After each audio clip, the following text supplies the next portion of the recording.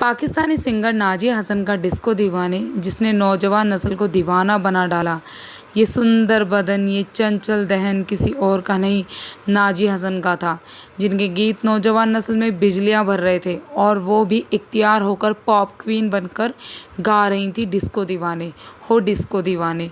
नौजवानों को दीवाना कर देने वाला नाज़िया हसन का ये एल्बम डिस्को दीवाने अप्रैल 1981 में रिलीज़ हुआ और साउथ एशियन म्यूज़िक की दुनिया में हलचल मचा गया। आज जब नाज़िया हसन के बारे में हम जानेंगे तो डिस्को दीवाने ऐसे ही जहन में गूंज उठेगा जैसे नाज़िया सामने स्टेज पर हो और हाथ में माइक थामे झूमकर कह रही हो डिस्को दीवाने आहा। तो जब नाज़िया हसन गा रही होंगी तो उस वक्त यकीनन लोगों पर कैसा जादू रहा होगा, ये सोचिए। ये जादू ही था जो एशिया पॉप म्यूज़िक का बेस्ट सेलर एल्बम न सिर्फ एशिया में हाथों हाथ लिया गया बल्कि अफ्रीका, रूस, अमेरिका और ब्रिटेन में भी उसका जादू सिर चढ़कर बोला। मुंबई में इसकी मकबूलियत का आलम ऐसा था कि रिलीज के पहले ही रोज़ इसे 1 लाख रिकॉर्ड बिक गए। ये कहानी दिलचस्प है कि नाज़िया स्कूल में पढ़ाई कर रही थी। उस वक्त की बात है, तब उनकी मां मुनीज़ा बसीर हसन ने अपनी बेटी को बॉलीवुड अदाकारा जीनत अमान से मुलाकात कराते हुए शायद ये नहीं सोचा होगा कि जीनत अमान को नाज़िया के गिटार में दिलचस्पी पैदा हो सकती है और वो गिटार उनका मुस्तकबिल तय कर सकता है।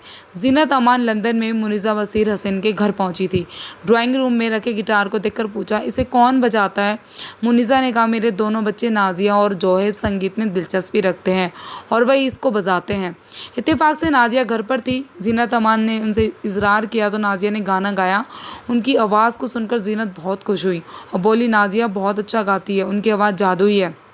मुनीज़ा मीडिया को दी गई एक इंटरव्यू में कहती हैं कि अगले दिन जीनत अमान ने मुझे फ़ोन किया और कहा मेरे निर्माता फ़िरोज़ खान एक फ़िल्म बना रहे हैं जिसके लिए वे एक नई आवाज़ की तलाश कर रहे हैं। मुझे लगता है वह नाज़िया है जैसी आवाज़ की तलाश में है। मेरे मना करने के बावजूद जीनत अमान ने ज़िद की तो मैंने सोचा कि मैं नाज़िया के वालिद से बात करूंगी। नाज़िया के वालिद और उनका परिवार परंपरावादी था, उन्हें समझाने के लिए मुझे थोड़ी बहस करनी पड़ी। खैर मुझे याद है नाज़िया अपने स्कूल यूनिफॉर्म में थी। आधी छुट्टी के बाद संगीतकार बिद्दू के रिकॉर्डिंग में स्टूडियो में गई।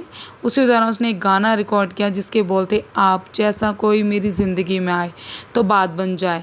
और उसके बाद जो हुआ वह संगीत की दुनिया में इतिहास का हिस्सा है। जब नाज़िया ने ये गाना गाया तब उसकी उम्र महज 15 साल थी। जब मुंबई की मशहूर संगीतकार जोड़ी कल्याण जी आनंद जी ने सुना कि निर्देशक, निर्माता और अभिनेता फ़िरोज़ खान अपनी फिल्म कुर्बानी के लिए साउंड ट्रैक के लिए बिद्दू और नाज़िया को लेना चाहते हैं तो उन्होंने इसे एक अनचाहा जोखिम माना। खासकर इसके लिए क्योंकि बाकी गाने मोहम्मद रफ़ी, किशोर कुमार, आशा भोसले और अमित कुमार जैसे बड़े सिंगर गाने वाले थे। इस गाने का आइडिया अमेरिकी गायक लू रॉल्स के गाने यू विल नेवर फाइंड से मिला था। नाज़िया की आवाज़ का एक ऐसा जादू चला कि कल्याण जी आनंद जी का सोचा हुआ गलत साबित हुआ।